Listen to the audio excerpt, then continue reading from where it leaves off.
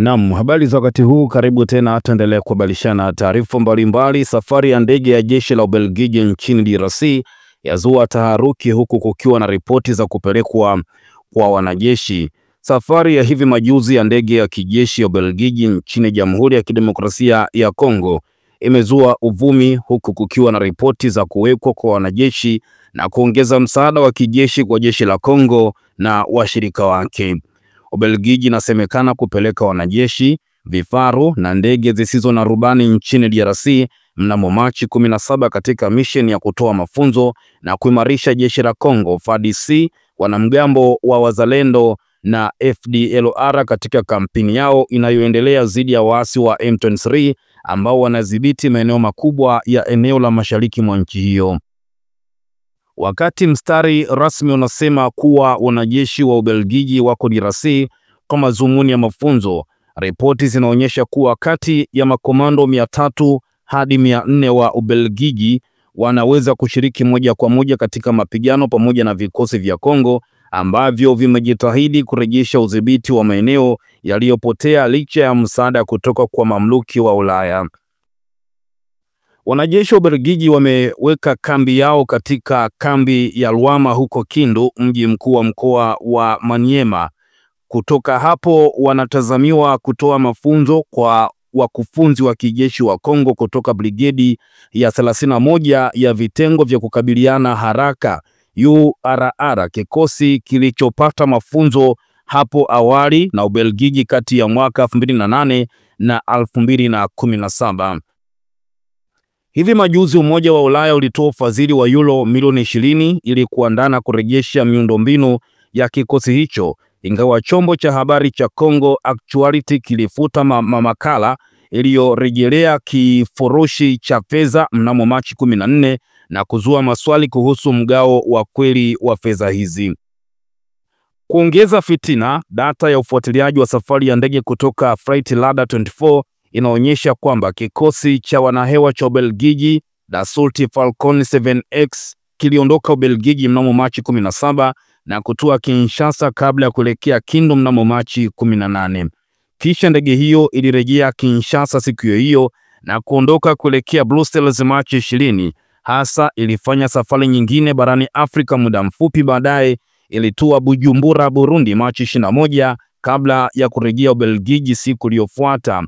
Mazumuni ya safari hizo bado hayajafichuliwa, lakini inaonekana kuthibitisha mpangilio wa kupeleka wanajeshi kati ya Ubelgiji na mamlaka ya DRC. Kuongezeka kwa ushiriki wa Ubelgiji kijeshi nchini DRC kunakuja kinyume na hali ya uhusiano wa karibu kati ya Kinshasa na Brussels. Ubelgiji imekuwa ikiunga mkono serikali ya Kongo ndani ya Umoja wa Ulaya, haswa kwa kushawishi vikwazo dhidi ya Rwanda kwa madai ya kuunga mkono waasi wa M23 katika maandamano hayo. Rwanda, ambayo imekuwa kikanusha mara kwa mara madai hayo, ilikata uhusiano wa kidiplomasia na Ubelgiji mnamo Machi 17. Wachambuzi wanapendekeza kuwa motisha za Ubelgiji zinaenea zaidi ya usaidizi wa kidiplomasia, huku maslahi ya kiuchumi katika utajiri wa madini ya DRC yakichukua nafasi kubwa.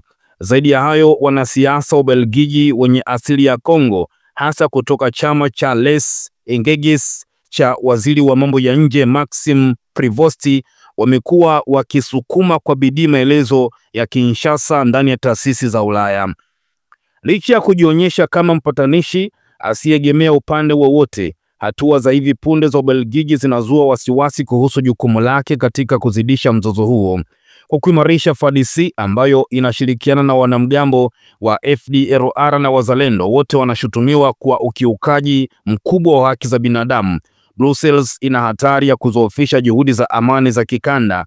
FDLR imekuwa na wasiwasi mkubwa, huku Rwanda ikilishutumu kundi hilo linaloundwa na wahusika wa mauaji ya kimbari dhidi ya Watusi kwa kutoa vitisho vya usalama na kutoa mabadiliko ya serikali.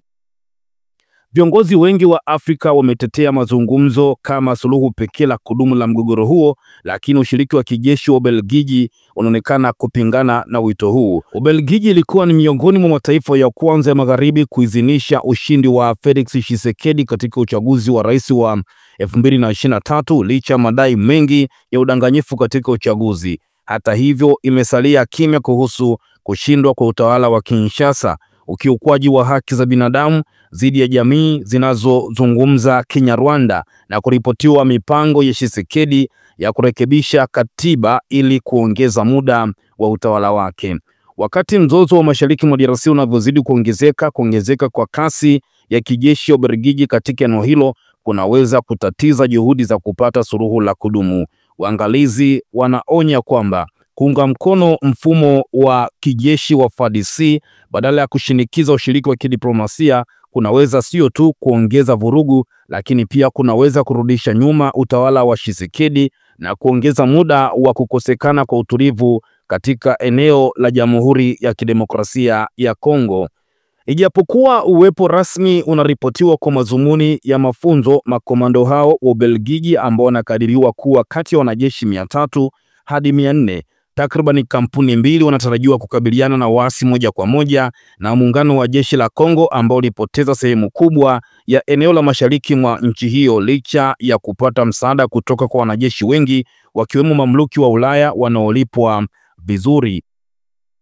Kabla ya msaada huu wa kijeshi, mnamo Machi 14, kama nilivyokuambia, chombo cha habari cha Congo Actuality kilifuta makala ambayo ilisema kwamba Ubelgiji ilipokea euro milioni 20 kutoka Umoja wa Ulaya kuandaa na kurejesha miundombinu ya brigedi ya 31 ya URR. Hili linazua maswali kuhusu sababu za uingizwaji huu wa kifedha na bila shaka jinsi fedha hizo zinavyoweza kugawiwa miundombinu wakati nchi inakabiliwa na mzozo mkubwa wa usalama. Ubelgiji imekuwa ikiunga mkono DR Congo ndani ya Umoja wa Ulaya, ikishawishi kwa nguvu vikwazo vya adhabu dhidi ya Rwanda. Rwanda wiki iliyopita ilikata uhusiano wa kidiplomasia na Ubelgiji na kuwatimua wajumbe wake kutoka Kigali kutokana na mzozo wa DR Congo. Kinachotia wasiwasi zaidi ni wale wanaoshinikiza amani, ni kama Rwanda na DR Congo hivi majuzi zilihamia kurekebisha mpasuko wao wakati Rais Paul Kagame na Rais Felix Tshisekedi walipokutana mjini Doha huko Qatar kwa ajili ya mazungumzo. Viongozi hao wawili walikubaliana kusitisha mapigano na pia juhudi za upatanishi zinazoongozwa na Afrika zilizopendekezwa na mikutano ya SADC na EAC mapema mwezi wa pili ili kuzaa matunda. Mchakato wa amani wa Luanda ulimalizika rasmi Jumatatu Machi 24, huku marais wa zamani wa Afrika wakitarajiwa kuteuliwa kuchukua nafasi ya upatanishi ambao tayari wameshateuliwa, lakini tunasubiria kuona ni taifa gani ambalo litapewa jukumu la kusimamia mazungumzo ya moja kwa moja kuhakikisha kwamba vita huko katika Jamhuri ya Kidemokrasia ya Kongo vinamalizika. Lakini uwepo wa Ubelgiji umezua wasiwasi mkubwa, lakini pia kuna taarifa nyingine kwamba serikali ya Rais wa Kongo Felix Tshisekedi itaingia mkataba ambao utaiwezesha Marekani kuchimba madini katika Jamhuri ya Kidemokrasia ya Kongo, lakini pia Marekani itaisaidia Kongo katika kutoa mafunzo ya kijeshi, lakini pia kutoa silaha, lakini pia kuhakikisha kwamba vikundi vyote vya waasi ambavyo vinapatikana katika Jamhuri ya Kidemokrasia ya Kongo basi vinapotezwa mazima. Kubwa na nafasi ya kushana sisi maoni yako kwa taarifa hii, lakini pia mengi zaidi na kila kitu ambacho kitazidi kufichuliwa kuhusu uwepo wa makomando kati ya 300 hadi 400 kutoka Ubelgiji ambao wapo katika Jamhuri ya Kidemokrasia ya Kongo, basi kuhabarisha hapa. Lakini napenda tu kusema kwamba asante sana kwa wote ambao wamekuwa kitusapoti, wakitunga mkono, na ningependa zaidi muendelee kuwa karibu nasi kila wakati. Kama ni mara yako ya kwanza umetembelea channel yetu, hakikisha ya kwamba unajiunga nasi, subscribe, lakini pia usisahau ku turn on notification ili tunapopandisha taarifa mpya basi unaarifiwa ya kwamba kuna taarifa mpya. Bye bye.